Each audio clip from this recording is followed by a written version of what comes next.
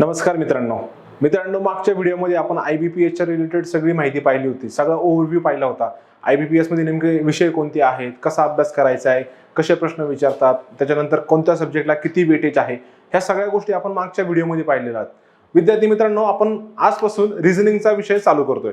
आता रिझनिंग मधला पहिला टॉपिक आपण घेणार आहे इनइक्वालिटी। पण त्याआधी तुम्हाला मला थोडंसं रिझनिंग बद्दल सांगायचं आहे। रिझनिंग म्हणजे काय, रिझनिंग मध्ये नेमकं काय असतं हे आपण आधी समजून घेऊया।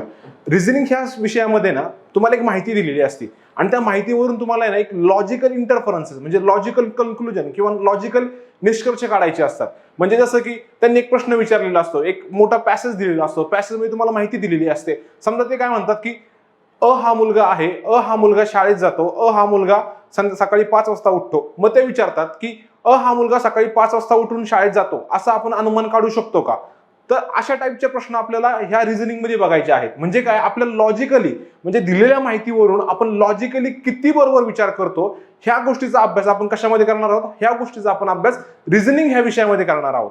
ठीक आहे, लॉजिकल रिझनिंग विषयाचं नावच आहे लॉजिकल रिझनिंग। म्हणजे तुम्ही लॉजिकली एखाद्या गोष्टीचा कसा विचार करताय आणि त्या गोष्टीचं कन्क्लुजन काय काढताय, म्हणजे निष्कर्ष काय काढताय, ह्या सगळ्या गोष्टींचा अभ्यास आपण कशामध्ये करणार आहोत, ह्या रिझनिंग ह्या विषयामध्ये करणार आहोत। आणि ह्या रिझनिंग विषयामधला हा टॉपिक जो आहे इनइक्वालिटी, हा इनइक्वालिटी टॉपिकचा आपण आज काय करणार आहे, अभ्यास करणार आहोत। ठीक आहे, आता हा तुम्हाला प्रश्न पडला असेल की इनइक्वालिटी टॉपिक, हा इनइक्वालिटी टॉपिक कशा कशामध्ये विचारतात। हा इनइक्वालिटी टॉपिक हा तुम्हाला बऱ्यापैकी म्हणजे तुमची IBPS ची परीक्षा असू द्या, तुमची SSC ची परीक्षा असू द्या, तुमची MPSC ची परीक्षा असू द्या, तुमची UPSC ची परीक्षा असू द्या, तुमच्या रेग्युलेटरी बॉडीच्या म्हणजे जसं की रिझर्व्ह बँक ऑफ इंडियाची परीक्षा असू द्या, नाबार्डची परीक्षा असू द्या, सेबीची परीक्षा असू द्या, जेवढ्या सगळ्या एक्झाम आहेत ह्या एक्झाम मध्ये हा इनइक्वालिटी नावाचा टॉपिक हा असतो म्हणजे असतो। ठीक आहे, आता IBPS जरीचा तुम्ही जरी विचार केला IBPS परीक्षेचा, तर याच्यामध्ये ह्या टॉपिकवर कमीत कमी 3 ते 4 प्रश्न किंवा 3 ते 5 प्रश्न हे 100% नाही म्हणू शकत आपण, पण हे प्रश्न असतातच। म्हणजे असं नाही की हा प्रश्न विचारत नाही। आता इनइक्वालिटी प्रश्न, आता परवाच एक RBI असिस्टंटची परीक्षा झाली, त्या परीक्षेमध्ये इनइक्वालिटीवर जवळजवळ 5 प्रश्न विचारले होते आणि 5 प्रश्न विचारले होते म्हणजे किती, 5 मार्क। आणि मित्रांनो तुम्हाला एक सांगू का, हे इनइक्वालिटीचे जे प्रश्न आहेत ना, हे प्रश्न आपण कमीत कमी वेळामध्ये, कमीत कमी मिनिटांमध्ये, कमीत कमी विचार करता सोडू शकतो। म्हणजे हा जो टॉपिक आहे ना, हा खूप सोपा टॉपिक आहे आणि ह्याचे जे मार्क आहेत ना ह्या टॉपिकचे, आपण हे खूप हातचे मार्क आहेत। म्हणजे 2 मिनिटांमध्ये तुम्हाला हा टॉपिक 4-5 हा मार्कांची एज मिळवून देऊ शकतो। त्यामुळे विद्यार्थी मित्रांनो, आपण सोप्यापासून स्टार्ट करतोय जेणेकरून आपला कॉन्फिडन्स बूस्ट होईल आणि आपल्याला कळेल की आपले मार्क कसे कसे वाढवायचे, कोणत्या विषयाला आपलं महत्त्व द्यायचंय, कोणते प्रश्न आधी सोडवायचे, त्यानुसार आपण हा टॉपिक पाहणार आहोत। ठीक आहे, थोडक्यात तुम्हाला माझी माहिती सांगतो। माझं नाव सूरज पाटोळे, मी BE मेकॅनिकल केलेलं आहे आणि मी एवढे एक्झाम दिलेले आहेत। म्हणजे CAPF चे मी 2 इंटरव्ह्यू दिलेत, त्याच्यानंतर स्टेट सर्व्हिस MPSCच्या 2 मेन्स झाल्यात माझ्या, नाबार्ड ग्रेड Aच्या पण मी 2 मेन्स दिल्यात, सेबीची ग्रेड A ची पण मी एक मेन्स दिली आहे, SSCच्या मी जवळजवळ 4 मेन्स दिलेली आहेत आणि PO ची पण मेन्स दिली आणि IB ची पण मेन्स दिलेली आहे। ठीक आहे विद्यार्थी मित्रांनो, आपण तुम्हाला मगाशी मी सांगितलं की आपण काय करणार आहे, रिझनिंग ह्या विषयाला काय करणार आहे, सुरुवात करणार आहे।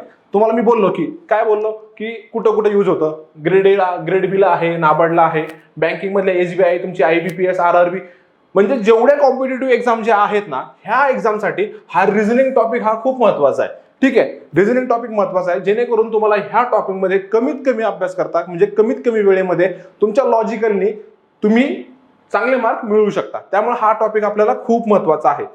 ठीक आहे, आता आपण सुरुवात करूया इनइक्वालिटीला। विद्यार्थी मित्रांनो, तुम्हाला काय वाटतं इनइक्वालिटी म्हणजे काय असेल? इनइक्वालिटी म्हणजे काय, इक्वल म्हणजे काय, समान। ठीक आहे, म्हणजे इनइक्वालिटी म्हणजे काय असणार आहे, जे समान नाही ते इनइक्वालिटी, म्हणजे असमानता म्हणजे काय, इनइक्वालिटी। तर इनइक्वालिटी काय आहे ना, तर इनइक्वालिटी मध्ये आपण काय करतो, ही काय टेस्ट ऑफ कंपॅरिझन आहे। कंपॅरिझन म्हणजे काय, आपण काय करतो, तुलना करतो। कुणाची तुलना करतो, 1, 2, 3 म्हणजे ज्या 4-5 गोष्टी आहेत त्या गोष्टींची आपण काय करतो, तुलना करतो आणि त्या तुलना करून काय करतो, आपण अभ्यास करतो। अभ्यास का करतो आपण, अभ्यास अशासाठी करतो की त्या ज्या 2-3 गोष्टींचा आपण तुलना करतोय त्या 2-3 गोष्टीवरून आपण निष्कर्ष काढू शकू की ह्या 2 गोष्टींमध्ये संबंध काय आहे, ही गोष्ट याच्यापेक्षा मोठी आहे का, ही गोष्ट याच्यापेक्षा छोटी आहे का, ह्याचा कशामध्ये अभ्यास करतो आपण, इनइक्वालिटी मध्ये करतो। म्हणजे साधी गोष्ट सांगतो तुम्हाला, 2 हा 1 पेक्षा मोठा आहे, ठीक आहे, आणि 1 हा 0 पेक्षा मोठा आहे। तर याच्यामध्ये आपण काय करतोय की ह्या 3 गोष्टींचा आपण काय करतोय, तुलनात्मकरित्या अभ्यास करतोय। म्हणजे काय करतोय, आपण काय सांगतोय 2 हा 1 पेक्षा मोठा आहे. ठीक आहे, म्हणजे काय कळतंय आपल्याला याच्यावरून की 1 हा 2 पेक्षा छोटा आहे. निष्कर्ष काय निघतो? 1 हा 2 पेक्षा छोटा आहे, 0 हा 2 पेक्षा छोटा आहे. म्हणजे आपण काय करतो, याच्यामध्ये आपण तुलना करतो, तुलना करून आपण एक निष्कर्ष काढतो आणि निष्कर्ष काढून आपण काय सांगतो, त्या दोन गोष्टींमधली संबंध काय आहे. ठीक आहे, तर ह्या गोष्टीचा आपण अभ्यास कशामध्ये करणार आहोत, ते इनइक्वॅलिटी म्हणजे असमानतामध्ये करणार आहोत. ठीक आहे, आता बघा साधी गोष्ट बघा, 1 गुणिले 3 म्हणजे किती? उत्तर 3. 1 गुणिले 4 म्हणजे किती आले? 4. याचा रिझल्ट जो आहे ह्या गुणाकाराचा, तो गुणाकाराचा रिझल्ट काय आलाय? 3 आलाय, एकाचा 4 आलाय. म्हणजे काय, हे दोन्ही जे आहेत, म्हणजे हे जे स्टेटमेंट आहे आणि हे जे आहे, हे दोन्ही बरोबर आहे. म्हणजे काय आलं, हे दोन्ही काय आहेत? इक्वल आहेत. म्हणजे काय आलं, हे दोन्ही काय आहेत? समानता आहेत. म्हणजे हे काय करतं, इक्वॅलिटीची टेस्ट काय करतं? पास करतं. ठीक आहे, आता पुढचा बघा, याच्यामध्ये बघा 1 गुणिले किती येतं? 1 येतं की नाही? इथं किती लिहिले? 2 लिहिले. म्हणजे काय, हे आणि हे समान आहे का? नाही. म्हणजे काय झालं, ही टेस्ट कोणती झाली? इनइक्वॅलिटीची झाली. म्हणजे काय, हे दोन्ही समान नाहीये. म्हणजे हे तुम्हाला कळतंय का? याच्यावर आपल्याला काय कळतं, आपण 1 गुणिले 1 याची कंपॅरिझन, याची तुलना आपण 2 बरोबर केली आणि 2 बरोबर तुलना केल्यानंतर आपल्याला असं जाणवलं की 1 आणि 1 चा गुणाकार हा 2 येत नाही, तो 1 येतो. याच्यावरून तुम्हाला असं समजलं, हे जे इक्वेशन आहे, म्हणजे हे जे समीकरण आहे, हे समीकरण याच्या बरोबर नाहीये. म्हणजे काय, इनइक्वल आहे. 1 आणि हे दोन जे इक्वेशन आहेत, हे दोन इनइक्वल आहेत. म्हणजे तुम्हाला याच्यावरून निष्कर्ष काढू शकता की हे आणि हे समान नाहीये. वरती तुम्हाला काय कळलं, हे आणि हे बरोबर आहे. म्हणजे काय, ही इथं काय करते, हे समान आहे. म्हणजे ही इथं काय करते, ही इक्वॅलिटी टेस्ट काय करते? पास करते. बरोबर, इक्वॅलिटी टेस्ट काय करते? पास करते. आणि इथं काय करते, इथे इनइक्वॅलिटी टेस्ट काय करते? पास करते. कळलं तुम्हाला नेमकं काय इनइक्वॅलिटी आणि इक्वॅलिटी मधला संबंध? कळलं? मला आशा आहे की तुम्हाला हे गोष्टी कळल्या असेल. ठीक आहे, पुढे पाहूया आता आपण. आता बघा विद्यार्थी मित्रांनो, हे जे इनइक्वॅलिटी जो टॉपिक आहे ना, ह्या टॉपिक मध्ये आपण किती साइनचा म्हणजे किती चिन्हांचा अभ्यास करणार आहे? 5 टाईप आहेत. 5 टाईप. किती? 5 टाईप. आता बघा याच्यामध्ये जे 3 जे आहेत ना, हे 3 जे आहेत ना, हे युनिव्हर्सल आहेत. कसे आहेत? युनिव्हर्सल. म्हणजे काय, हे एक चिन्ह आहे, हे एक चिन्ह आहे आणि हे एक चिन्ह आहे. विद्यार्थी मित्रांनो, म्हणजे मला पण हा प्रश्न पडायचा की यार हे चिन्ह मोठं आहे का छोटं आहे, हे चिन्ह छोटं आहे का मोठं आहे, आणि हे बरोबर आहे. हे चला, ह्या चिन्हाला आपल्याला काय कशालाच प्रॉब्लेम येत नाही. बरोबर, हे सगळ्यांना माहिती. म्हणजे काय, हे बरोबरचं साईन आहे. म्हणजे काय, 1 बरोबर 1 हे आपल्याला माहिती आहे, हे बरोबर आहे. पण ह्या चिन्हाचा अर्थ काय, हे चिन्ह म्हणजे नेमकं काय, हे तुम्हाला कन्फ्युजन होणार आहे. मला पण व्हायचं. विद्यार्थी मित्रांनो, तुम्हाला सांगू का, मी एक भारी फंडा शोधून काढलाय. म्हणजे ह्या चिन्हाचा अर्थ कसा काय करायचा. आता बघा, ए असं एक मध्ये हे चिन्ह दिलंय आणि इथं बी दिलंय. आता तुम्हाला याच्यावरून काय काय लक्षात येतं? आता मी काय सांगतोय, ए हा बी पेक्षा मोठा आहे. आता मला कसं कळलं, तुम्हाला एक सांगतो. ज्या ठिकाणी ही 2 टोकं आहेत ना, ही दोन टोकं ज्या ठिकाणी आहेत ना, म्हणजे ही 2 टोकं ज्या अक्षराच्या बरोबर आहेत इकडच्या साईडला, समजायचं की हे मोठे. कशापेक्षा? याच्यापेक्षा. कारण की याच्याकडे किती आहेत डॉट? एकच डॉट. कळलं का? किती सोपं आहे. म्हणजे ज्या अक्षराच्या बरोबर ही 2 टोकं आहेत, त्याचा अर्थ काय होतो, हा याच्यापेक्षा मोठा आहे. किती सोपं आहे, बरोबर ना? आणि याचा अर्थ काय होतो, हे छोटं आहे, एकच याच्याकडे, त्यामुळे बी हा ए पेक्षा लहान आहे. सोपं. आता बघा याचं पण बघू आपण, लेस दॅनचं. आता बघा, एक टोक कुठे आहे? ह्या साईडला आहे. बरोबर. आणि 2 टोकं कुठे आहेत? ह्या साईडला आहेत. म्हणजे इकडची जी बाजू असणार आहे ती मोठी असणार आहे की नाही? बरोबर. आणि इकडची बाजू जी असणार ती काय असणार आहे? छोटी असणार आहे. का छोटी असणार आहे? कारण की इकडे एकच टोक आहे, एकच बिंदू आहे. ठीक आहे विद्यार्थी मित्रांनो, हे बघा, हे मी माझं लॉजिक सांगितलंय तुम्हाला. म्हणजे आपल्याला हे सोपं का? कारण की तुम्हाला जर ह्या गोष्टी कळल्या, ह्या साईन मधला फरक जर तुम्हाला कळला, तर तुमचा प्रश्न 100% सुटणार आहे. जर तुम्हाला ही साईन म्हणजेच नेमकं काय, म्हणजे हे चिन्ह म्हणजेच नेमकं काय, हेच जर कळलं नाही ना तुम्हाला, तर तुम्ही प्रश्न सोडवू शकत नाही. त्यामुळं ह्या गोष्टी म्हणजे आपल्याला काय करायचंय, आपल्याला मार्क पाडायचे. मार्क कसे पाडायचे की आपल्याला लॉजिक डेव्हलप करायचे. लॉजिक डेव्हलप करायचं म्हणजे काय करायचंय, आपल्या स्वतःच्या ट्रिक्स पाहिजे. मग ट्रिक्स कशा लक्षात ठेवायच्या की मला माहिती ना, मला ह्या 2 चिन्हांचा अर्थ कळत नाही, तर मी काय केलं, हे बघ, ज्या अक्षराच्या बाजूला 2 टोकं आहेत ना, तो अक्षर काय मोठे, आणि ज्या अक्षराच्या बाजूला एकच टोक आहे ना, ते अक्षर काय छोटे. ठीक आहे, कळलं तुम्हाला? आता याच्यावर तुम्ही समजू शकता की ए ही 2 टोकं कुणाकडे? ए कडे. म्हणून काय, ए हा मोठा आहे कुणापेक्षा? बी पेक्षा. आणि इकडे काय, इकडे समजा मी सी घेतलं आणि इकडे मी डी घेतलं. तुम्हाला याच्यावरून काय कळतंय, अरे सीच्या बाजूला फक्त एकच टोक आहे, एकच बिंदू आहे, त्यामुळे काय आला, सी छोटा झाला कुणापेक्षा, डी पेक्षा. सोपं आहे की नाही? सोपं आहे. मित्रांनो तुम्हाला 100% कळलं असेल आता, अशी मला आशा आहे. आता काय आलं, हे जे 3 साईन जे आहेत ना, म्हणजे ग्रेटर दॅन, लेस दॅन आणि इक्वल टू, हे 3 जे साईन जे आहेत ना, हे युनिव्हर्सल साईन आहेत. ठीक आहे. त्याच्यानंतर ह्या 3 साईनचा म्हणजे ह्या 3 चिन्हांचं मिळून ना दोन चिन्ह तयार होतात अजून. ते कोणते? ते कॉम्बिनेशन ऑफ 3 आहे. म्हणजे ह्या तिघांचं मिळून 2 तयार झालेत. म्हणजे काय, हे एक साईन आहे आणि हे एक साईन आहे. आता ह्या साईनचा अर्थ काय माहिती का? ह्या साईनचा अर्थ म्हणजे ग्रेटर दॅन म्हणजे मोठा किंवा इक्वल. म्हणजे तुम्हाला समजा एखाद्याने सांगितलं की ए हे असं साईन दिलं आणि बी, एक मिनिट मी हे खोडतो सगळं बाकीचं. तुम्हाला काय सांगितलं की ए हे चिन्ह आणि बी. आता विद्यार्थी मित्रांनो तुम्हाला नेमका प्रश्न पडेल, आणि नेमकं हे चिन्ह म्हणजे काय? तर याचा अर्थ असा होतो की ए हा बी पेक्षा मोठा आहे किंवा ए हा बी बरोबर आहे. म्हणजे कसं, आता मी कसं लिहिणार माहितीये तुम्हाला, ए ग्रेटर दॅन बी आणि ए बरोबर बी. म्हणजे ह्या चिन्हाचा तुम्हाला अर्थ कळला का? काय, ह्या चिन्हाचा अर्थ आहे ए ग्रेटर दॅन बी आणि ए बरोबर बी. म्हणजे ह्या चिन्हावरून तुम्हाला दोन पॉसिबिलिटी भेटतात. म्हणजे ए हा बी पेक्षा मोठा आहे आणि ए हा बी बरोबर आहे. ठीक आहे, ह्या चिन्हाचा अर्थ हा झाला. आता पुढचा बघूया आपण. आता हे चिन्ह पाहूया. आता ह्या चिन्हाचा अर्थ काय, लेस दॅन ऑर इक्वल टू. म्हणजे काय, ह्या चिन्हामध्ये किती चिन्ह दडलीत, एक लेस दॅनचं आणि एक बरोबरचं. ठीक आहे, म्हणजे याच्यावरून तुम्हाला काय समजेल, समजा मी तुम्हाला परीक्षेमध्ये विचारलं सी हे चिन्ह आणि डी, याचा अर्थ काय होतो, सी हे डी पेक्षा छोटा आहे किंवा सी हा डी च्या बरोबर आहे. ठीक आहे, याचा अर्थ काय आला, C less than or equal to D. म्हणजे सी एकतर डी पेक्षा लहान आहे किंवा सी हा डी बरोबर आहे. ठीक आहे, तुम्हाला कळले आता ही 5 एक्झाम्पल नेमकी काय. ओके विद्यार्थी मित्रांनो, आपण आता काय पाहिलं, 5 टाईपचे काय पाहिले, हे चिन्हांचे प्रकार पाहिले. ठीक आहे, आता पुढे पाहूया आपण. पुढे काय, इनइक्वॅलिटीज आणि त्यांचं काय आहे, त्याचं क्लासिफिकेशन आहे. म्हणजे आपण जे मागं पाहिलं ना आता तेच. पहिलं कोणतं आहे बघा, if one thing is not equal to another then there can be 4 possibility. समजा एक बरोबर बी जर हे नसेल तर काय असू शकतं, एक तर ए हा बी पेक्षा काय असू शकतो, मोठा असू शकतो, बरोबर. त्याच्यानंतर ए हा बी पेक्षा काय असू शकतो, छोटा असू शकतो, किंवा greater than or equal to असू शकतो, किंवा less than or equal to असू शकतो. म्हणजे काय, ह्या 4 पॉसिबिलिटी असू शकतात. ठीक आहे, आता आपण एक एक पाहूया. ग्रेटर दॅन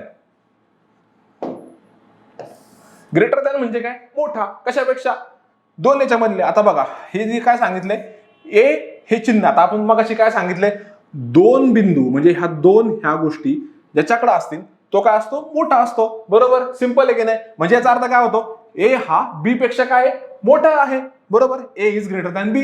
आणि आता हे जे छोटं बघा, हे जे एकच टोक कुठे आहे, बी कडे. म्हणजे याचा अर्थ काय होतो, बी हा ए पेक्षा काय आहे, छोटा आहे, बरोबर. म्हणजे तुम्हाला कळलं का ग्रेटर दॅनचा अर्थ. म्हणजे आता तुम्हाला झोपेत जरी विचारलं ह्या चिन्हाचा अर्थ काय, हे तुम्हाला सांगता आलं पाहिजे, कारण की तुम्हाला मी ट्रिक सांगितली कसं लक्षात ठेवायचं ते. ठीक आहे, त्याच्यानंतर परत पाहूया आपण लेस दॅन. लेस दॅन म्हणजे काय, ज्याच्या बाजूला एकच बिंदू आहे, ज्याच्या बाजूला फक्त एकच टोक आहे, तो काय असतो, छोटा असतो. आणि ज्या बाजूला 2 टोक आहेत तो काय असतो, मोठा असतो. ठीक आहे, म्हणजे काय, आता याचा अर्थ काय होतो, ए आता एक टोक कुणाकडे, फक्त ए कडे, आणि 2 टोक कुणाकडे, बी कडे. म्हणजे याचा अर्थ काय होतो, बी हा ए पेक्षा मोठा आहे, म्हणजेच ए हा काय, बी पेक्षा लहान आहे, बरोबर. म्हणजे ए इज लेस दॅन म्हणजे काय, लहान, आणि ग्रेटर म्हणजे काय, मोठा. हे एक लक्षात ठेवा मित्रांनो. आपल्याला काही इंग्लिश शब्द जे आहेत त्यांच्या मराठीमध्ये अर्थ काय ते आपल्याला माहिती पाहिजे. लेस म्हणजे काय, छोटा, आणि ग्रेटर म्हणजे काय, मोठा. ठीक आहे, कळलं तुम्हाला. ठीक आहे, कळलं असेलच नक्की. आता पुढचं, मगाशी तुम्हाला मी सांगितलं greater than or equal to. ह्या चिन्हाचा अर्थ काय आहे, ग्रेटर दॅन म्हणजे मोठा किंवा बरोबर. ह्या चिन्हाचा अर्थ काय, ए एकतर बी पेक्षा मोठा असेल किंवा ए हा बी च्या बरोबर असेल. हे बघा, म्हणजे काय, एक तर ए हा बी च्या मोठा असेल किंवा ए हा बी च्या बरोबर असेल. ठीक आहे, ह्या चिन्हाचा अर्थ हा होतो. याच्यावरून तुम्हाला डेफिनेट रिझल्ट सांगता येतोय का? नाही सांगता येत. म्हणजे याच्यावरून तुम्हाला ए आणि बी चा डायरेक्ट म्हणजे तुम्ही एकदम स्पष्टपणे सांगू शकता का ए हा बी पेक्षा मोठाच आहे किंवा ए हा बी पेक्षा बरोबरच आहे? नाही सांगू शकत. याच्यावरून तुम्ही फक्त हेच सांगू शकता एकतर ए हा बी पेक्षा मोठा असू शकेल किंवा ए हा बी बरोबर बी एवढाच असू शकेल. याच्यावरून तुम्ही एकदम फर्मपणे असं सांगू शकत नाही की ए हा बी पेक्षा मोठाच आहे किंवा ए हा बी बरोबरच आहे, असं तुम्ही सांगू शकता का? नाही सांगू शकत. ठीक आहे, ह्या साईनवरून. ठीक आहे, म्हणजे काय आलं, ए हा ग्रेटर आहे बी पेक्षा किंवा ए हा बीच्या बरोबर आहे. इक्वल म्हणजे काय? बरोबर. ग्रेटर म्हणजे काय? मोठा. लेस म्हणजे काय? छोटा. विद्यार्थी मित्रांनो, तुम्ही एक डायरी करा. आता तुम्हाला काय सांगतो, एक डायरी करा आणि त्याच्यामध्ये ना एक हे जे शब्द जे आहेत ना, ग्रेटर म्हणजे काय? मोठा. लेस म्हणजे काय? छोटा. इक्वल म्हणजे काय? समान. हे सगळे शब्द लिहून घ्या, जेणेकरून तुम्हाला ना तुमचं परीक्षा जेव्हा तुम्ही द्याल ना तेव्हा तुमचं परीक्षेला कन्फ्युजन हे कमी होईल. तुमचा जो मानसिक गोंधळ उडणार आहे ना तो उडणार नाही. तुमच्या डोक्यामध्ये एक विशिष्ट प्रकारची क्लिअरिटी येईल. ओके, ठीक आहे. आता पुढचं बघूया आपण काय आहे. Less than or equal to. Less than काय आपण तुम्हाला मगाशी मी काय सांगितलं, ज्याच्या बाजूला एकच टोक आहे, ज्याच्या बाजूला फक्त एकच बिंदू आहे तो काय असतो? छोटा असतो. आणि ज्याच्या बाजूला दोन टोक आहेत तो काय असतो?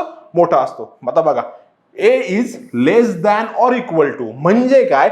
एकतर ए हा बी पेक्षा छोटा आहे किंवा एकतर ए हा बीच्या बरोबर आहे. तुम्ही 100% सांगू शकता का ए हा बी पेक्षा छोटाच आहे? नाही सांगू शकत, कारण की इथं अजून एक पॉसिबिलिटी काय आहे की ए हा बीच्या बरोबर सुद्धा असू शकतो. ठीक आहे, कळलं तुम्हाला याचा अर्थ, ह्या चिन्हांचा अर्थ? ठीक आहे विद्यार्थी मित्रांनो, मला तर अशी 100% गॅरंटी असेल की तुम्हाला ह्या चिन्हांचा म्हणजे आपण जे आता 4-5 चिन्ह पाहिले त्या चिन्हांचा तुम्हाला एक व्यवस्थित अर्थ कळला असेल. ओके, ठीक आहे. आता बघा, हे खूप महत्वाचं आहे. हा जो तक्ता जो आहे ना, हा चार्ट खूप महत्वाचा आहे. ठीक आहे, हे जे युनिव्हर्सल साइन जे आहेत ना, म्हणजे कोणता? हे साइन आणि हे साइन.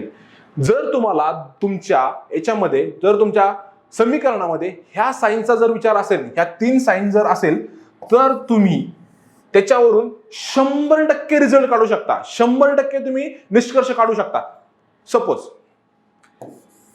ए हा समजा असं तुम्हाला दिलंय परीक्षेमध्ये. ठीक आहे, तुम्हाला हे असं इक्वेशन दिले किंवा हे असं समीकरण दिले, याच्यावर तुम्ही 100% सांगू शकता की नाही ए हा बी पेक्षा मोठा आहे किंवा बी हा ए पेक्षा काय छोटा आहे. म्हणजे काय? याच्यावरून तुम्ही 100% अनुमान काढू शकता. 100% काय करू शकता? कन्क्लुजन काढू शकता. म्हणजे जेव्हा तुम्हाला हे 3 साइन दिलेले असतात युनिव्हर्सल, तेव्हा तुम्ही 2 गोष्टींमधील सहसंबंध किंवा 2 गोष्टींमधील निष्कर्ष हा 100% काढू शकता. ठीक आहे, तसंच आता इथं पण पहा, इथं मी काय केलंय, सी हे चिन्ह आणि डी. याच्यावरून तुम्हाला काय समजतंय? सी हा डी पेक्षा काय छोटा आहे. का छोटा आहे? कारण तुम्हाला माहिती इथं फक्त एकच बिंदू याच्या बाजूला आहे. याचा अर्थ काय अजून काय होतो? डी हा सी पेक्षा काय मोठा आहे. म्हणजे काय आलं, तुम्हाला 100% गोष्टी कळत आहेत की यार हा सी हा डी पेक्षा छोटाच आहे आणि डी हा सी पेक्षा मोठाच आहे. म्हणजे याच्यावरून तुम्हाला काय कळतंय? 100% तुम्ही अनुमान काढताय. 100%. ठीक आहे, आता हे बघा इक्वल टू साइन. इथं काय केलंय? सी इक्वल टू ई असं मी घेतलं. तुम्हाला याच्यावरून काय कळतंय? सी हा ई एवढाच आहे आणि ई हा सी एवढाच आहे. म्हणजे काय? ह्या ज्या दोन्ही गोष्टी आहेत ना ह्या समान आहेत. म्हणजे तुम्हाला काय कळतंय? 100% कळतंय की यार हा तुम्हाला 100% सी आणि ई मधला काय करतोय? सहसंबंध कळतोय. सी आणि ई मधलं तुम्हाला कन्क्लुजन निघतंय. ठीक आहे, त्यामुळे एक लक्षात ठेवा, जेव्हा 2 गोष्टींमध्ये 2 समीकरणांमध्ये जेव्हा युनिव्हर्सल साइन असतात म्हणजे ग्रेटर दॅन, लेस दॅन किंवा इक्वल टू, ह्या 3 पैकी एक जरी साइन असेल एखाद्या समीकरणामध्ये तर तुम्ही 100% कन्क्लुजन काढू शकता. ओके, ठीक आहे. आता पुढचं आहे कंबाईन. जेव्हा तुमच्या समीकरणामध्ये ही 2 साइन असतात तेव्हा तुम्ही 100% कन्क्लुजन किंवा निष्कर्ष काढू शकत नाही. एक तर तुम्ही सांगू शकता, समजा मी असं लिहिलं सी आणि equal greater than or equal to D. याच्यावरून तुम्ही काय सांगू शकता? एकतर सी हा डी पेक्षा मोठा आहे किंवा सी हा डी बरोबर आहे. तुम्ही 100% सांगू शकता का सी आणि डी हे मोठे आहेत किंवा सी आणि डी बरोबर आहे? नाही सांगू शकत. त्यामुळं तुमचा एक तर रिझल्ट 50% असतो. म्हणजे तुम्हाला फक्त 2च गोष्टी माहिती असतात, एकतर सी हा डी पेक्षा मोठा असू शकेल किंवा सी हा डीच्या बरोबर असू शकेल. कळतंय तुम्हाला? ठीक आहे. त्याच्यानंतर आता less than or equal to sign आहे. समजा A is less than or equal to B. जर असं असेल समजा A is less than or equal to B असं असेल तर तुम्ही 100% सांगू शकता का ए हा बी पेक्षा छोटाचा आहे म्हणून? नाही सांगू शकत, कारण की इथलं एक खालचं साइन दिसतंय ना तुम्हाला, हे याच्यामुळे प्रॉब्लेम होतोय. याच्यामुळे काय प्रॉब्लेम होतोय? कारण की हे काय म्हणतंय, एकतर ए हा बीच्या बरोबर सुद्धा असू शकेल किंवा ए हा ए हा बी पेक्षा लहान पण असू शकेल. म्हणजे जसं तुम्ही ह्या युनिव्हर्सल साइन वरून 100% कन्क्लुजन काढलं तसं तुम्ही ह्या कंबाईंड साइन वरून 100% कन्क्लुजन काढू शकता का? नाही काढू शकत. तुम्ही फक्त 50% सांगू शकता. एक तर तो बरोबर असेल किंवा तो छोटा असेल, किंवा एक तर तो मोठा असेल किंवा छोटा असेल. त्यामुळे युनिव्हर्सल साइन जेव्हा दोन गोष्टींमध्ये असतात तेव्हा तुम्ही 100% कन्क्लुजन काढू शकता. पण जर तुमच्या दोन गोष्टींमध्ये कंबाईंड साइन असेल तर तुम्ही 100% रिझल्ट किंवा 100% कन्क्लुजन काढू शकत नाही. त्यामुळे एक गोष्ट नेहमी लक्षात ठेवा, जेव्हा हे कंबाईंड साइन असतात तेव्हा तुमच्या याच्यामध्ये दोन पॉसिबिलिटीज बनतात. म्हणजे एकतर हा समजा हे ग्रेटर दॅन वर इक्वल टू असेल तर एकतर ती गोष्ट ए पेक्षा मोठी असेल किंवा एच्या बरोबर असेल. समजा लेस दॅन असेल तर ती गोष्ट एकतर कमी असेल किंवा बरोबर असेल. ठीक आहे, मला असं आशा आहे की तुम्हाला ह्या गोष्टी आता बऱ्यापैकी कळल्या असतील. नेक्स्ट वर जाऊ आपण. आता समजा परीक्षेमध्ये प्रश्न काय फक्त असा विचारतात का, ए इज ग्रेटर दॅन बी असा विचारतात का? नाही विचारत.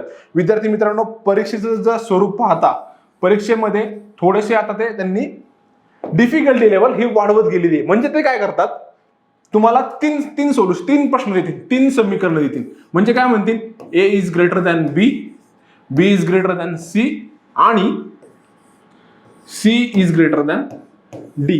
हे असे तुम्हाला समजा त्यांनी प्रश्न दिला.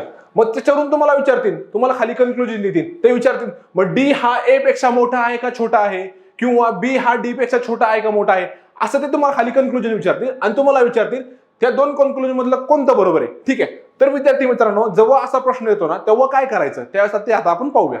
म्हणजे काय करायचं, जेव्हा तुम्हाला ह्या दोन समीकरणांमधली जेव्हा तुम्हाला एकत्र करायचं असतं तर त्यावेळेस कोणती खबरदारी घ्यायची ते आपण पाहूया. ठीक आहे, काय करायचं, ह्या दोन इनइक्वॅलिटी जी आहेत, म्हणजे ही दोन समीकरणं जी आहेत, जर आपल्याला कंबाईन करायची असेल, जर एकत्र करायचे असेल तर आधी आपल्याला काय बघायला लागणार आहे, ह्या दोन समीकरणांमध्ये, ह्या दोन इनइक्वॅलिटी मध्ये कॉमन टर्म कोणती आहे. कॉमन म्हणजे काय, सामायिक टर्म. म्हणजे या दोघांमध्ये समान कोण आहे. समान म्हणजे काय, इकडं पण हा आहे आणि तिकडं पण तो आहे. तो इलेमेंट, तो घटक आपल्याला शोधायचा आहे. आता बघा, ह्या त्याच्यामध्ये समान कोण आहे, सी ए इकडं पण आहे, सी इकडं पण आहे. म्हणजे काय, आता मला कळलं की ह्याच्यामधला कॉमन टर्म कोण आहे, सी ए. म्हणजे याच्यावरून मी आला असं समजलं की मला जर ह्या दोन गोष्टी एकत्र करायच्या असेल तर मला आधी याच्यामधला कॉमन घटक, समान घटक मला शोधायचा आहे. आणि तो शोधल्यानंतर मी काय करणार आहे, मग त्यांना एकत्र करणार आहे. आता पुढची गोष्ट पहा. ठीक आहे, तुम्ही आता काय केलं, तुम्ही समान घटक शोधला, पण आता पुढं पण पाहायचं. पुढं काय पाहायचं, कॉमन टर्म जी आहे ना ती ग्रेटर दॅन किंवा लेस दॅन असली पाहिजे. म्हणजे काय, ही जी कॉमन टर्म आहे ना ती कुणापेक्षा तरी मोठी पाहिजे आणि कुणापेक्षा तरी काय पाहिजे, छोटी पाहिजे. ठीक आहे, आता याच्यामध्ये बघा, हा सी जो आहे ना, सी काय आहे, बी पेक्षा छोटा आहे, बरोबर. आणि सी इकडे बघा, सी हा डी पेक्षा काय मोठा आहे. म्हणजे याच्यामध्ये तुमची जी टर्म आहे ना ती कुणापेक्षा तरी मोठी पाहिजे आणि कुणापेक्षा तरी छोटी पाहिजे. जर दोन्ही टर्म म्हणजे सी हा बी पेक्षा मोठा आहे आणि सी हा डी पेक्षा पण मोठा आहे तर तुम्हाला त्या गोष्टी कंबाईन करताना थोडासा प्रॉब्लेम होईल, बरोबर. आणि तुम्हाला अनुमान काढता येणार नाही. ठीक आहे, त्यामुळे तुम्ही आता काय कसं लिहू शकता ह्या दोन टर्म मधून. आता मी काय केलं, कंबाईन टर्म काय, सी ए. मी असं काय केलं, आता मी काय करतो, A is greater than B, B is greater than C. आता मला काय कळलं, इथं सी ही कॉमन टर्म आहे. आता पुढचं ते काय म्हणतंय, ही कॉमन टर्म आहे ना ती ग्रेटर दॅन 1 किंवा लेस दॅन अदर असली पाहिजे. आता ही जी कॉमन टर्म इथं जी आहे ना ही काय याच्यापेक्षा छोटी आहे की नाही, आहे ना, बघा ना. कारण की इथे एक टोक कुठे, सी कडे. म्हणजे काय होतं, सी हा बी पेक्षा काय आहे, छोटा आहे. ठीक आहे, आता पुढे बघा, त्यांनी काय म्हणले, एक टर्म तुमची ग्रेटर असली पाहिजे, म्हणजे काय मोठी असली पाहिजे, आणि दुसरी टर्म काय असली पाहिजे, छोटी असली पाहिजे. आता बघा, हा जो सी आहे ना, C is greater than D. झाला का दोन्ही कंडिशन फुलफिल. पहिलं काय, कॉमन टर्म शोधा. कॉमन टर्म शोधली, सी शोधली. त्याच्यानंतर ते काय म्हणतंय, common term is greater than म्हणजे काय, एक तर तुमची जी कॉमन टर्म आहे, जी सामायिक टर्म आहे, ती दुसऱ्या याच्यापेक्षा एकतर मोठी असली पाहिजे आणि दुसरी गोष्ट दुसऱ्यापेक्षा काय असली पाहिजे, छोटी असली पाहिजे. आता इथं बघा बी, बी हा काय मोठा आहे का नाही सी पेक्षा, बरोबर. आणि इकडं बघा डी काय छोटा आहे की नाही, बरोबर. म्हणजे काय इथं दोन्ही कंडिशन काय होतात, फुलफिल होतात. एक टर्म सी पेक्षा मोठी आहे आणि एक टर्म सी पेक्षा काय आहे, छोटी आहे. म्हणजे जेव्हा तुम्हाला हे असं इक्वेशन भेटतं तेव्हा त्या इक्वेशन वरून तुम्ही काय करता, एक डेफिनेट कन्क्लुजन काढता. बरोबर, कळलं. म्हणजे जेव्हा तुम्हाला दोन इक्वेलिटी दिले असेल तर त्या कंबाईन कशा करायच्या त्याचे पण तुम्हाला क्रायटेरिया दिलेले आहेत. आणि समजा पुढं जेव्हा तुम्हाला दोन इक्वेशन दिलेत आणि त्या दोन इक्वेशन कंबाईन कसे होऊ शकत नाही त्याच्या पण कंडिशन दिल्यात. आता सांगतो. आता बघा, cannot be combine. Cannot be combine म्हणजे काय, जर तुमच्या इनइक्वेलिटी मध्ये, जर तुमच्या समीकरणामध्ये कंबाईन कॉमन टर्म, जर तुमच्या याच्यामध्ये कॉमन टर्म नसेल तर तुम्ही ती इक्वेशन एकत्र करू शकता का, नाही करू शकत. जसं की एक्झाम्पल, समजा ए हा बी पेक्षा मोठा आहे आणि सी हा डी पेक्षा मोठा आहे. विद्यार्थी मित्रांनो, मला सांगा तुम्ही ह्या दोन इक्वेशन एकत्र करू शकता का, नाही करू शकत. का करू शकत नाही, कारण की याच्यामध्ये सुद्धा आणि याच्यामध्ये सुद्धा कॉमन टर्म आहे का, सामायिक फॅक्टर आहे का, नाहीये ना. जर सामायिक फॅक्टर जर नसेल तर तुम्ही दोन टर्म गोष्टी एकत्र करू शकता का, नाही करू शकत. त्यामुळं ही एक गोष्ट झाली. ठीक आहे, पुढचं अजून काय, if common term is greater than both. आता बघा हे पुढचं खूप महत्वाचं आहे. तुम्हाला कळलं, आपण दोन इक्वेशन कंबाईन कधी करू शकत नाही, ज्या वेळेस दोन समीकरणामध्ये कोणताच सामायिक गोष्ट नसेल तेव्हा त्या दोन गोष्टी आपण एकत्र करू शकतो का, नाही करू शकत. आता पुढची गोष्ट महत्वाची आहे. पुढची गोष्ट महत्वाची काय, जर if common term is greater than, म्हणजे आता समजा मी काय केलं, बी इज ग्रेटर दॅन ए आणि B is greater than C. जेव्हा अशा दोन गोष्टी दिल्या असेल म्हणजे common term is greater than both the, म्हणजे आता बघा इथं कॉमन टर्म काय बी आहे, पण इथं सगळ्यात मोठा प्रॉब्लेम काय माहितीये, बी हा ए पेक्षा पण मोठा आहे आणि बी हा सी पेक्षा पण मोठा आहे. त्यामुळे तुम्ही एक असं इक्वेशन बनवू शकता का, नाही बनवू शकत, कारण की बी इज ग्रेटर दॅन ए. पण सी आणि ए मध्ये तुम्हाला रिलेशन माहिती आहे का, नाही माहिती ना. त्यामुळे तुम्ही हे इक्वेशन कंबाईन करू शकत नाही. असं पण कदाचित हे असं पण असू शकतं, सी हा ए पेक्षा पण मोठा असू शकतो किंवा ए हा सी पेक्षा सुद्धा लहान असू शकतो. बरोबर आहे ना. त्यामुळे तुम्ही याच्यावरून डेफिनेट कन्क्लुजन काढू शकता का, किंवा तुम्ही बी आणि सी मधलं तुम्ही रिलेशन सांगू शकता का, नाही सांगू शकत. कारण की इथे काय म्हणले, बी हा ए पेक्षा पण मोठा आहे आणि बी हा सी पेक्षा पण मोठा आहे. पण तुम्ही याच्यावरून असं सांगू शकत नाही की ए आणि सी मध्ये काय रिलेशन आहे, नाही सांगू शकत. कारण की तुम्हाला ए आणि सी मध्ये काय दिलंय, रिलेशनच दिलं नाही.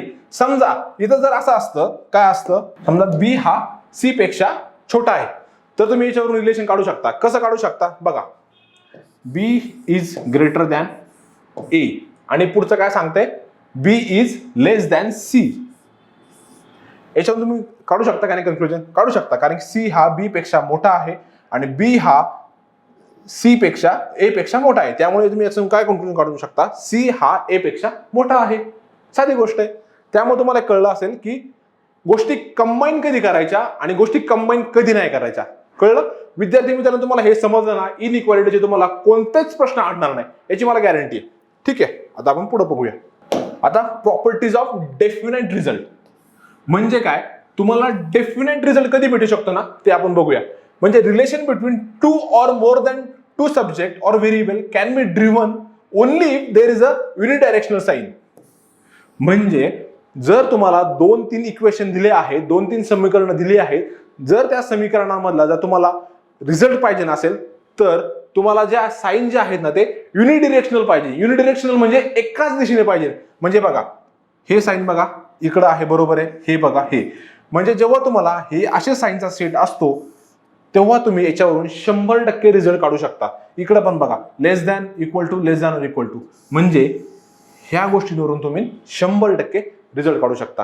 पण जेव्हा तुमच्या साइन मध्ये युनिडायरेक्शनल साइन, आता बघा खाली बघा रिझल्ट ऑफ युनिडायरेक्शनल साइन. आता बघा हा काय greater than comma greater than or equal to, result काय ग्रेटर दॅन. समजा तुमच्या इक्वेशन मध्ये असं दिलं असेल A is greater than B आणि B is greater than or equal to C, तर याच्यावरून काय अर्थ निघतो, ए हा सी पेक्षा मोठा आहे. याच्यावरून तुम्ही हे अनुमान काढू शकता. आता याच्यामध्ये बघा कसं काढू शकतो, हे सगळे जे साईन आहेत ना युनिडायरेक्शनल आहेत, म्हणजे हे एकाच दिशेने आहेत. ठीक आहे, त्यामुळे आपण काय केलं, याच्यावरून 100% रिझल्ट काढला. ठीक आहे, याच्यावरून काय समजा बघा, तुम्हाला हे जरी नसेल समजतं, मी अजून एक सोप्या भाषेत सांगतो. ए हा काय बी पेक्षा मोठा आहे का नाही, बरोबर. म्हणजे काय करतो, समजा मी याला इथं काय करतो 100 व्हॅल्यू करतो, पण इथं काय म्हणते ए हा बी पेक्षा मोठा आहे. याचा अर्थ काय होतो, बी ची व्हॅल्यू जी आहे ती काय 100 पेक्षा कमी असणार आहे. मी काय करतो, मानतो 90. पण इथं पुढे काय म्हणते ते, B is greater than or equal to C. कशाचा सी, म्हणजे एक तर सी ची व्हॅल्यू 90 पण असू शकते किंवा सी ची व्हॅल्यू 90 पेक्षा कमी पण असू शकते. समजा मी इथं काय करतो 89 मानतो. आता याच्यावरून तुम्हाला काय कळतंय, ए हा सी पेक्षा मोठा आहे, कारण की याची व्हॅल्यू किती आहे 100 आहे आणि सी ची व्हॅल्यू किती आहे 89 आहे. याच्या दोघांमध्ये मोठा कोण झाला, ए मोठा झाला. कळलं तुम्हाला. म्हणजे जेव्हा तुमचे जे साईन जे आहेत ह्या एकाच दिशेने असतात तेव्हा तुम्ही याच्यावरून रिझल्ट काढू शकता. म्हणजे समजा तुमच्या इक्वेशन मध्ये greater than or equal to जर असे साईन असेल तर तुमचा रिझल्ट हा ग्रेटर दॅन असतो. ठीक आहे, त्याच्यानंतर तुमच्या याच्यामध्ये इक्वेशन मध्ये ग्रेटर दॅन आणि इक्वल टू असं असेल तर तुमचा रिझल्ट हा ग्रेटर दॅन असतो. ठीक आहे, समजा आता तुमच्या इक्वेशन मध्ये greater than or equal to आणि इक्वल टू असं जर असेल तर तुमचा रिझल्ट जो आहे तो हा greater than or equal to असतो. ठीक आहे, इकडे पण बघा greater than or equal two comma greater than, म्हणजे याचा रिझल्ट काय येणार आहे ग्रेटर दॅन. आता बघा less than or equal to result काय असणार आहे लेस दॅन. आता आपण लेस दॅनचं उदाहरण पाहूया. ठीक, आपण काय करूया लेस दॅनचं उदाहरण पाहूया. आता बघा ए हा बी पेक्षा छोटा आहे आणि बी हा सी पेक्षा लेस दॅन और इक्वल टू आहे. ठीक आहे, आता मी काय करतो, ए ला मी काय करतो एक 100 अशी व्हॅल्यू करतो. पण काय म्हणता येते, बी हा ए पेक्षा काय मोठा आहे, म्हणजे याचा अर्थ काय होतो, याची बी ची व्हॅल्यू काय असणार आहे ए पेक्षा मोठी असणार आहे. मी काय करतो मानतो एखादी व्हॅल्यू काय असेल 110 अशी मांडली मी. ठीक आहे, आता पुढे काय म्हणता येते, बी हा लेस दॅन किंवा इक्वल टू कुणाच्या सीच्या, म्हणजे बी हा एक तर सी पेक्षा छोटा आहे किंवा बी हा सी पेक्षा सी बरोबर आहे. म्हणजे याचा अर्थ काय होऊ शकतो, एक तर सी ची जी मूल्य आहे, सी ची जी व्हॅल्यू आहे ती काय असणार आहे बी पेक्षा जास्त असणार आहे किंवा त्याच्या बरोबर असणार आहे. म्हणजे एक तर मी काय करतो 115 पण असू शकते किंवा 110 पण असू शकते. ठीक आहे, तर मित्रांनो याच्यावरून तुम्हाला काय कन्क्लुजन निघतंय, सी हा ए पेक्षा 100% मोठा आहे. बरोबर ना, कारण की ए ची व्हॅल्यू किती इथं 100 आहे आणि सी ची किती आहे 110 किंवा 115. याच्यावरून तुम्हाला डेफिनेट रिझल्ट काय निघतोय की सी हा ए पेक्षा 100% मोठा आहे, ए हा सी पेक्षा 100% छोटा आहे. ठीक आहे, म्हणजे तुम्हाला कळलं, जेव्हा तुमच्याकडे हे असा साईन असेल, ह्या साईनचा सेट असेल तेव्हा तुमचा रिझल्ट हा असा असणार आहे. ठीक आहे, जेव्हा तुमच्याकडे लेस दॅन आणि इक्वल टू असणार आहे तेव्हा तुमचा रिझल्ट हा लेस दॅन असणार आहे. ठीक आहे, इकडे बघा जेव्हा तुमच्या साईन मध्ये इक्वेशन मध्ये लेस दॅन और इक्वल टू आणि लेस दॅन असेल तेव्हा तुमचा रिझल्ट काय असणार आहे लेस दॅन असणार आहे. जेव्हा तुमच्या इक्वेशन मध्ये लेस दॅन और इक्वल टू आणि इक्वल टू ह्या दोन साईननी असलेलं समीकरण असेल तेव्हा तुमच्या रिझल्ट जो आहे तो लेस दॅन और इक्वल टू असणार आहे. म्हणजे याच्यामध्ये तुमच्याकडं ही जी साईन आहे म्हणजे कंबाईंड साईन आणि एक युनिव्हर्सल साईन असेल इक्वल टूचं, तर तुमचा रिझल्ट हा कंबाईंड साईनचा असणार आहे. ठीक आहे, हे झालं सगळं. ठीक आहे, नेक्स्ट आता आपण एक्झाम्पल बघूया. ठीक आहे, मी काय म्हणतो A is greater than B is greater than C. ठीक आहे, याच्यावरून तुम्हाला काय निघतंय conclusion, A is greater than C. Simple, कारण की आपण बघितलं काय कसं आलं, कारण की हे दोन्ही साईन जे आहेत ते युनिडायरेक्शनल आहेत, ते म्हणजे एकाच दिशेने आहेत, म्हणजे यांची दोन्ही टोकं ही एकाच दिशेने आहेत. त्यामुळे आपण याच्यावरून 100% सांगू शकतो ए हा सी पेक्षा काय मोठा आहे. ठीक आहे विद्यार्थी मित्रांनो, आता आपण दुसरं एक एक्झाम्पल पाहूया. ए इज इक्वल टू बी आणि B is greater than or equal to C. तर विद्यार्थी मित्रांनो तुम्ही मला याचा कन्क्लुजन सांगा काय असणार आहे. याचा conclusion A is greater than C असणार आहे का, नाही असणार. का, कारण की आपण बघितलं मगाशी काय, जेव्हा तुमच्या इक्वेशन मध्ये युनिडायरेक्शनल साईन असेल आणि तुमच्याकडे अशी केस असेल तेव्हा ती गोष्ट A is greater than equal to C असते. तुम्हाला एक्झाम्पल सांगतो. समजा मी ए ची व्हॅल्यू 100 मानली, तर बी ची काय असणार आहे? 100 असणार आहे. का? कारण की ए हा बी च्या बरोबर आहे. बरोबर ना? ठीक आहे. आता पुढे काय सांगता येते? B is greater than or equal to C. म्हणजे काय?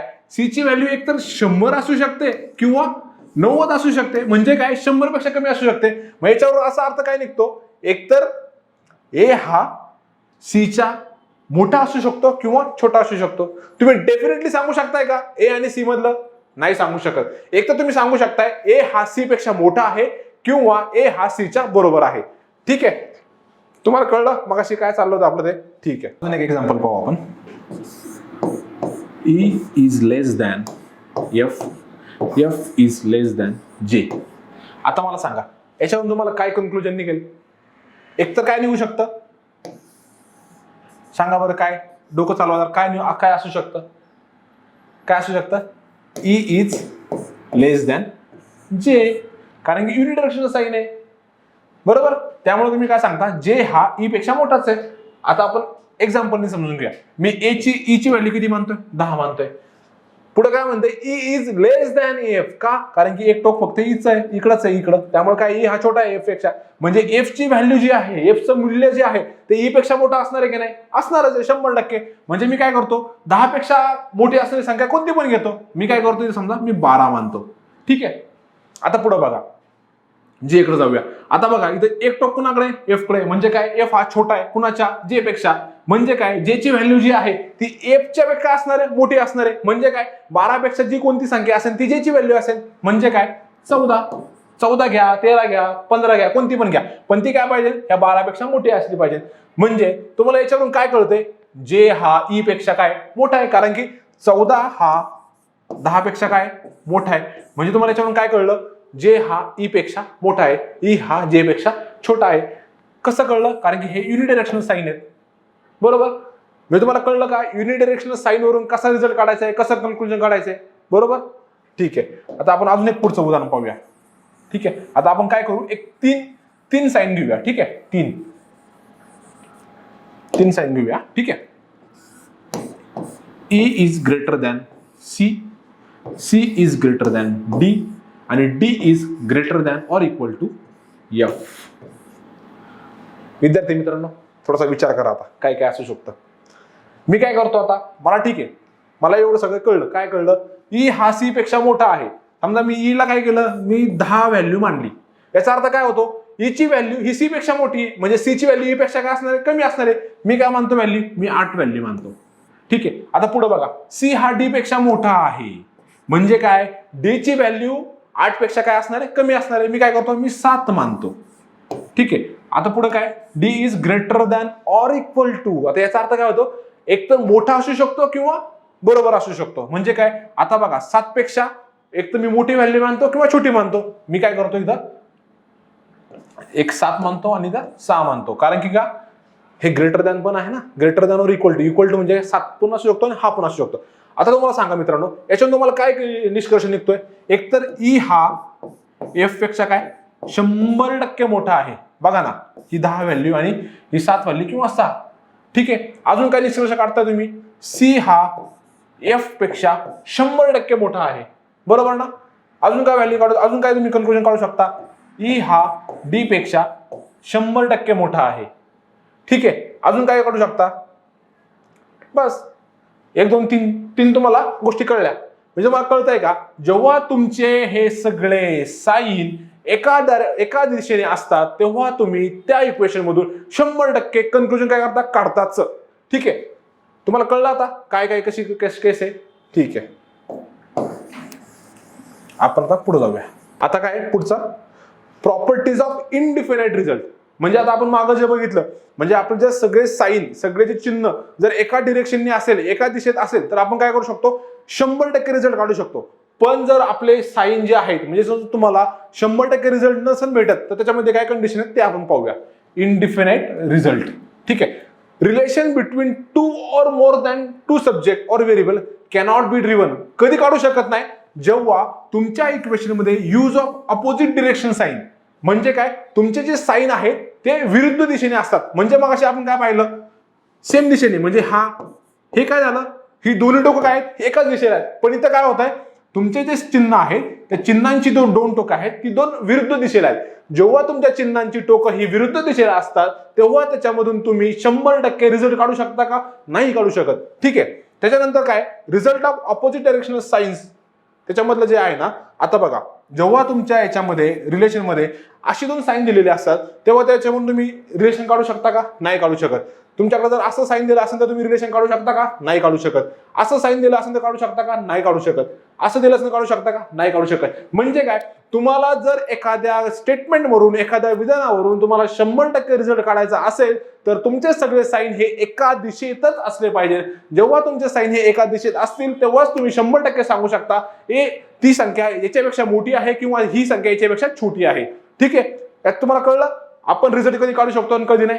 ठीक आहे. आता बघा, आता विद्यार्थी मित्रांनो आपण डायरेक्ट काय करू, आता प्रश्नांकडे जाऊया. ठीक आहे. आता आपण सगळं बघितली, सगळी थिअरी पाहिली, सगळं पाहिलं. आता काय करायचं आपल्याला, आपण जी थिअरी पाहिली आहे ती थिअरी आपली किती पक्की झाली आहे, आपल्याला किती समजले त्याचा आपण विचार करणार आहोत. ठीक आहे. विद्यार्थी मित्रांनो, आपण हे जे घेणार आहोत ना क्वेश्चन, हे क्वेश्चन आपण एकदम सोप्यापासून ते एकदम अवघडपर्यंत जाणार आहे. ठीक आहे. जेणेकरून आपल्या ज्या कन्सेप्ट जे आहे, जे आपलं बेसिक जे आहे ते खूप स्ट्रॉंग होईल.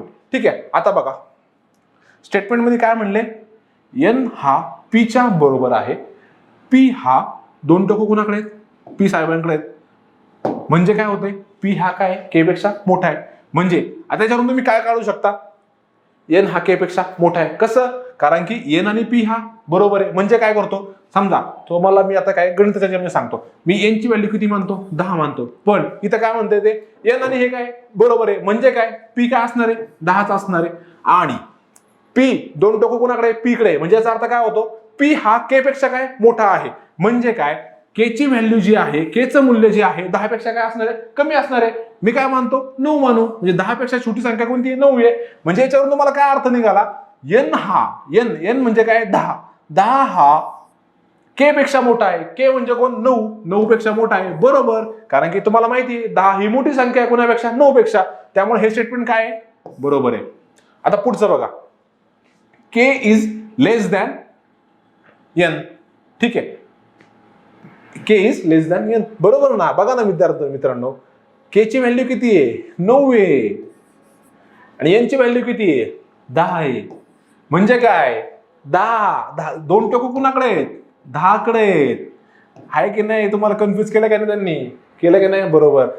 काय, दोन टोकं कुणाकडे, 10 कडे. म्हणजे काय, 10 मोठा आहे. म्हणजे काय, दोन्ही स्टेटमेंट बरोबर आहे. काय, बोथ दी स्टेटमेंट बरोबर आहे. समजलं, एवढा सोपा प्रोग्राम होता. किती सोपं होतं की नाही. एन हा के पेक्षा मोठा आहे, बरोबर आहे. आणि के हा एन पेक्षा छोटा आहे, बरोबर आहे. कारण की तुमची व्हॅल्यू किती, 9 आहे. 9 हा 10 पेक्षा छोटाच आहे. त्यामुळे हे दोन्ही स्टेटमेंट काय आहे ते बरोबर आहे. ठीक आहे. पुढचं बघूया आपण आता. विद्यार्थी मित्रांनो, थोडासा प्रश्न आता काय आलाय, अवघड झालाय. इथं बघा तुम्हाला किती दिलेत, 1 2 3 4 समीकरण दिलेत. आता आपल्याला काय करायचंय, सगळे रूल्स आपण जी सगळी थिअरी शिकले ती सगळी इथं अप्लाय करायची. आता बघा हे दोन इक्वेशन घेऊया आपण. ठीक आहे. ह्या दोन इक्वेशन मध्ये सामायिक टर्म कोणती आहे, पी आहे. बरोबर, मी कंबाईन करायला लागणार बरं का आता. म्हणजे काय, N is equal to P. आणि पुढे काय म्हणता येते, एफ. काय म्हणते, F is greater than P. F is greater than P, म्हणजे एफ हा पी पेक्षा मोठा आहे. आता पुढे बघा काय म्हणतात.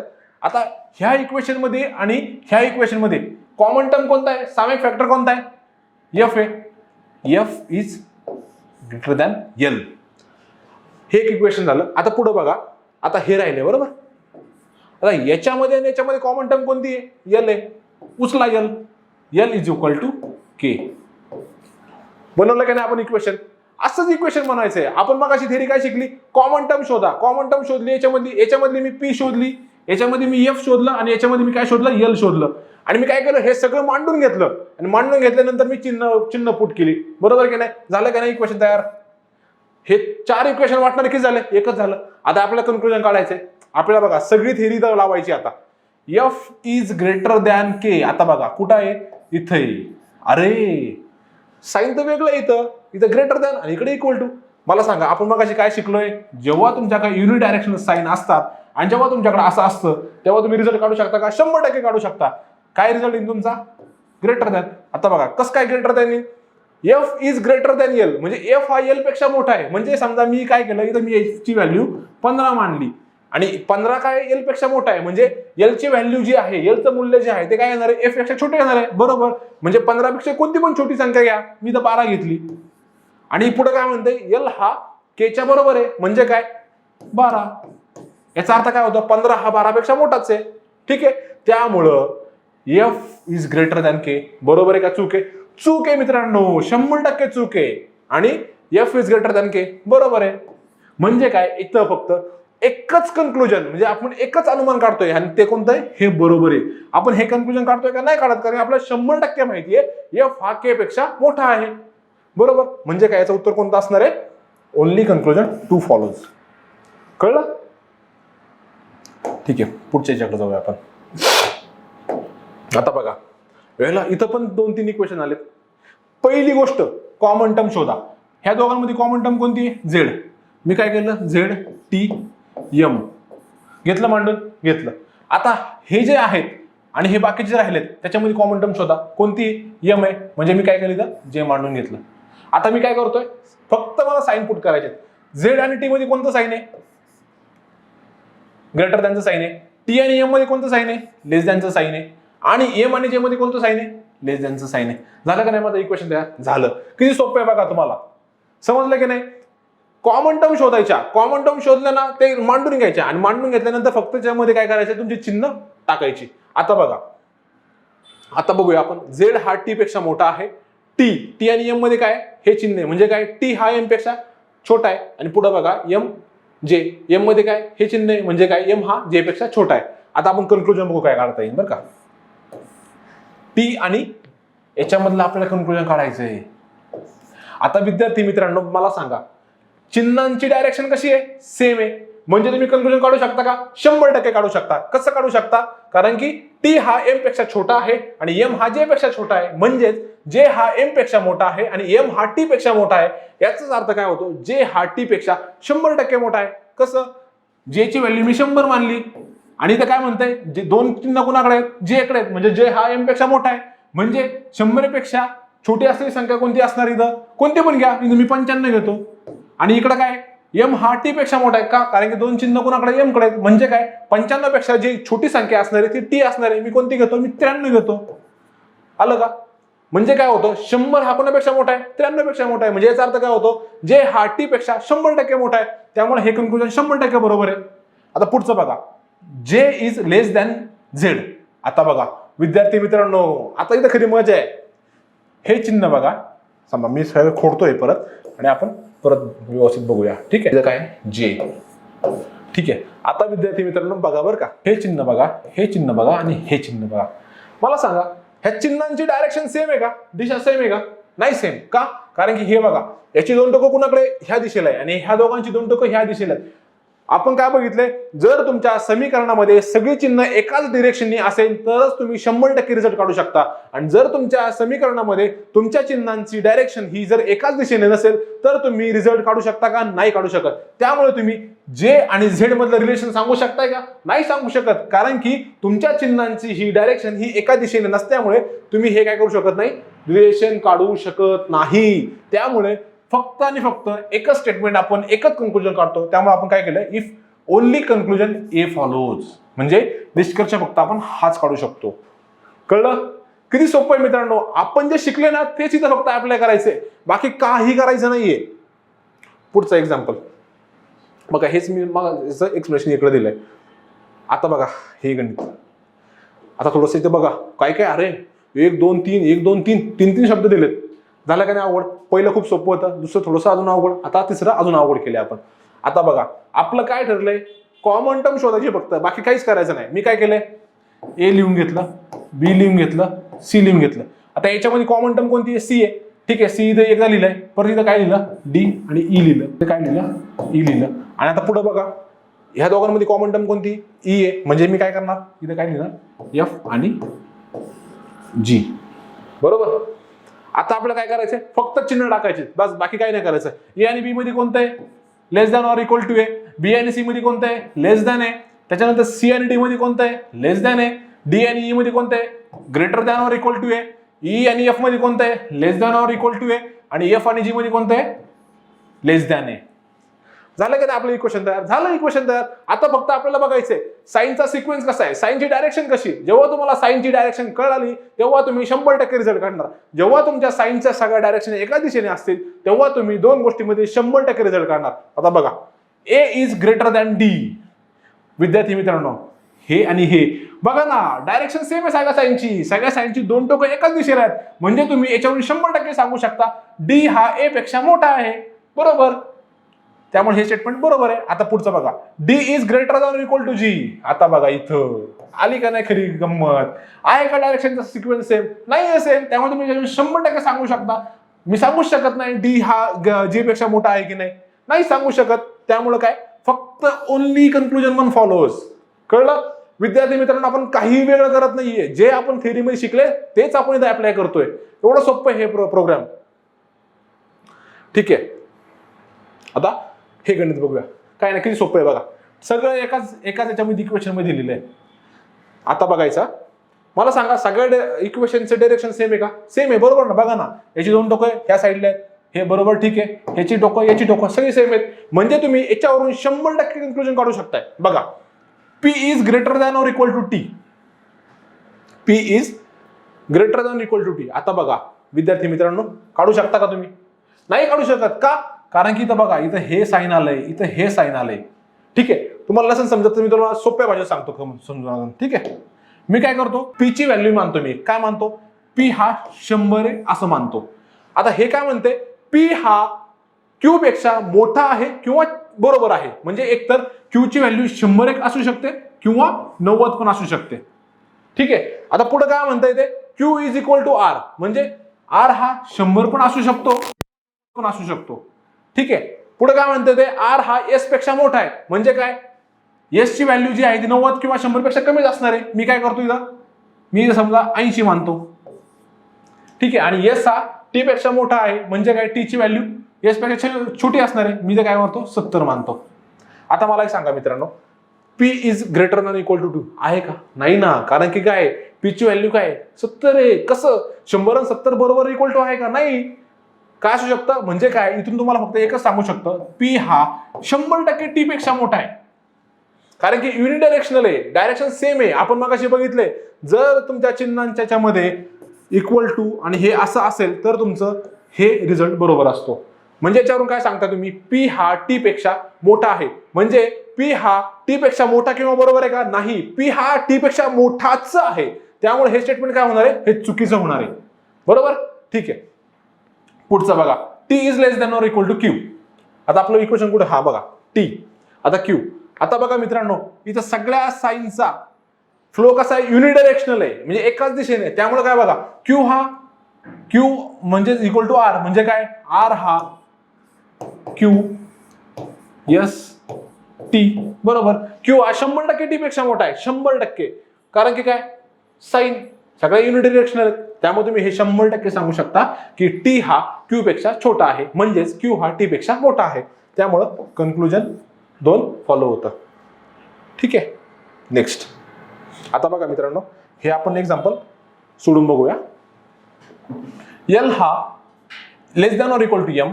M is greater than less than or N. याच्यावर आपल्याला हे काढायचं आहे. आता मला सांगा विद्यार्थी मित्रांनो, आता काय म्हणलंय, कन्क्लुजन ओ आणि एम. ओ आणि एम.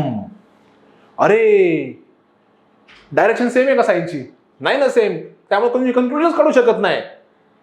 काढू शकता का, नाही काढू शकत. त्यामुळे हे चुकीचं आहे. पुढचं बघा, P less than or equal to N. P म्हणजे एन इज ग्रेटर दॅन. बघा, N greater than equal to नाही काढू शकत. कारण की काय, आपल्याला माहिती आहे, जर तुमच्या दोन इक्वेशन मध्ये असं जर असेल तर तुमचं कन्क्लुजन मध्ये हे 100% बरोबर असतं. त्यामुळे तुम्ही हे सांगू शकता का, P is less than or equal to किंवा N is greater than equal to P, नाही सांगू शकत. त्यामुळं दोन्ही पण कन्क्लुजन चुकीचे आहेत. पुढचं बघा, पुढचं काय, A is greater than or equal to B, B is C. आता बघा विद्यार्थी मित्रांनो, इथं काय आलंय, दोन इक्वेशन दिलेत. आपल्याला काय करायचंय, कॉमन बघायचंय. कॉमन काय, बी आहे. म्हणजे मी काय करतो आता, ए इज ग्रेटर दॅन बी. आता बघा मित्रांनो, बी आणि सी बरोबर आहे, त्यामुळे मी लिहू शकतो इथं. ठीक आहे. त्याच्यानंतर काय, हे दोन्ही बरोबर असल्यामुळे मी लिहू शकतो डी आणि ई. आता फक्त मला काय करायचंय, साईन टाकायचे, लेस than or equal to, greater than. ठीक आहे. आता याच्यावर मला काय करायचं, कन्क्लुजन काढायचंय. डी इज ग्रेटर दॅन ए. आता बघा इथं बघा, तुमच्या सगळ्या चिन्हांचा फ्लो कसा आहे सांगा बरं. तुमच्या सगळ्या चिन्हांचा फ्लो सांगा बरं कसा आहे. एका डायरेक्शनने आहे का, नाही. कारण की बघा ना, हे साइन जे आहे इकडे आहे आणि हे साइन जे इकडे आहे, त्यामुळे तुम्ही सांगू शकता का डी इज 100% ग्रेटर दॅन ए, नाही सांगू शकत. त्यामुळे हे स्टेटमेंट सुद्धा चुकीचं आहे. आता पुढचं बघा, E is greater than C. आता बघा विद्यार्थी मित्रांनो, हे इक्वेशन बघा, आहे की नाही, सगळी चिन्ह एका दिशेने आहे, त्यामुळे तुम्ही 100% सांगू शकता, 100% रिझल्ट तुम्हाला भेटू शकतो. म्हणजे काय, E is greater than C, बरोबर ना. बघा ना, आपण मगाशी काय पाहिलं, जेव्हा तुमच्याकडे असं असेल तेव्हा तुम्ही हा रिझल्ट तुम्ही काढू शकता. म्हणजे काय, E is greater than C, बरोबर, E is greater than C. त्यामुळे फक्त 2 फॉलो होत आहे. विद्यार्थी मित्रांनो, मला आशा आहे की तुम्हाला ह्या सगळ्या गोष्टी समजत असतील. विद्यार्थी मित्रांनो, हा रिझनिंग हा जो पेपर आहे ना, तुम्ही जेवढी प्रॅक्टिस कराल ना तेवढ्या तुमच्या कन्सेप्ट पक्क्या होतील. ठीक आहे. तुम्हाला आपण आतापर्यंत जवळजवळ 8-9 एक्झाम्पल पाहिलेत. ठीक आहे. आपला हा प्रॅक्टिसवरच असला पाहिजे. तुमच्याकडून तुम्हाला मी कसं पण शिकू, काही शिकू, किती पण चांगलं शिकू, जोपर्यंत तुम्ही स्वतः प्रॅक्टिस करत नाही तोपर्यंत तुम्हाला क्लासमध्ये शिकवलेल्या गोष्टी डोक्यात जाणार नाही. त्यामुळे विद्यार्थी मित्रांनो, एक लक्षात ठेवा, जर तुम्ही बँकिंगचा अभ्यास करत असाल तर एक वाक्य तुमच्या वहीवर नेहमी असलं पाहिजे, practice makes man be perfect. जर तुम्हाला परफेक्ट व्हायचं असेल तर तुम्हाला 100% प्रॅक्टिस करायला लागणार आहे. ठीक आहे. पुढचं बघूया आपण. विद्यार्थी मित्रांनो, आता ही जी एक्झाम्पल आहेत ना, ही जी 2 एक्झाम्पल आहेत ना, ही तुम्हाला होमवर्क आहेत. ही तुम्हाला सोडवायची आणि मला सांगायचं याचं उत्तर नेमकं काय असेल ते. ठीक आहे. विद्यार्थी मित्रांनो, आज आपण थेरी पाहिली, थेरी नंतर आपण एकदम बेसिक प्रॉब्लेम पाहिले. आता उद्या आपण नेक्स्ट व्हिडिओमध्ये आपण याच्यापेक्षा अवघड प्रॉब्लेम पाहणार आहोत. ठीक आहे. म्हणजे तुम्हाला कळतंय का, आता आपली लेक्चरची डिफिकल्टी लेवल म्हणजे प्रॉब्लेमची डिफिकल्टी लेवल ही हळूहळू वाढत जाणार आहेत. विद्यार्थी मित्रांनो, तुम्हाला जर नसेल समजलं मला कमेंटमध्ये नक्की सांगा, हा सेक्शन मला समजला नाही, लेक्चरचा स्पीड सांगा मला कसं आहे. ठीक आहे. धन्यवाद.